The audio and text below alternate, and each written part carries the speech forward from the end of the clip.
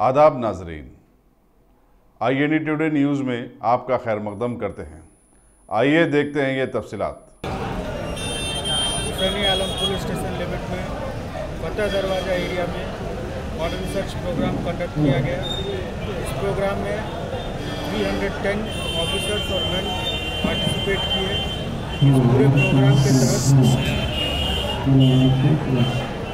130 two wheeler, 5 3 wheeler और 1 4 wheeler जब्त किया गया है। उनके पास कागजात सही नहीं पाए गए, तो टोटल 136 व्हीकल को सीज किया गया है। उसके कागजों की जांच पड़ताल चल रही है। इसी तरह से 8 राउडी सीटर्स का भी घर चेक किया गया, जिसमें 5 अवेलेबल पाए गए। इस पूरे प्रोग्राम के तहत हमारा कोशिश यही होता है कि जिस किसी भी इलाके में हम जाएं, वहाँ की आवाम से हम मिलें, उनकी समस्याओं को समझें, उनकी परेशानियों को समझें और हमारे माध्यम से या सरकार के दूसरे डिपार्टमेंट के माध्यम से जिस तरह से भी उनकी मदद की जा सकती हो, हम उनकी मदद करें। साथ ही में हम इस मौके का उपयोग, फ़ायदा जनता को अपने काम के बारे में जिनसे उनका भी फ़ायदा होगा बताने के लिए भी यूज़ करते हैं। जैसे हमारा नैनू सहितम प्रोग्राम काफ़ी सक्सेसफुल रहा है पूरे सिटी में। पूरे हैदराबाद शहर को इससे बहुत अच्छा नाम मिला है। मेरी आप लोगों से इस मामले में गुजारिश है कि जो भी छोटे बड़े दुकानदार, रिहायशी इलाकों के जो भी रेजिडेंशियल वेलफेयर एसोसिएशन के मेंबर्स हैं, उन सबों से मेरी गुजारिश है कि आप CCTV कैमरा लगाएं, उसका रिकॉर्डिंग भी आप अपने पास रखें। पुलिस को जब भी ज़रूरत होगी आप मदद करें। आपको भी इससे फ़ायदा होगा, क्योंकि जब कोई भी इंसिडेंट होगा तो पुलिस को उसको डिटेक्ट करने में केस को इससे काफ़ी मदद मिलती है। साथ ही कुछ प्रोग्राम्स जो पुलिस अभी कर रही है, जैसे मैं यहाँ हुसैनी आलम SHO साहब को अप्रिशिएट करूँगा कि उन्होंने जो यहाँ पर राउडी सीट्स, बहुत लोग हैं जिनके ऊपर राउडी सीट है, उसके लाइफ में सुधार लाने के लिए युगांतर एक NGO है, उसके साथ मिलके बिहेवियरल चेंज के लिए उन्होंने एक कोशिश की है। वो अभी कोशिश चल रहा है। करीब 60-70 लोगों को बुलाया गया, उनसे बात करके उनको एक ऑल्टरनेट लाइवलीहुड देना, उनको उनके पुराने जो इतिहास है उससे बाहर निकाल के एक अच्छे फ्यूचर की तरफ ले जाने का भी कोशिश चल रहा है।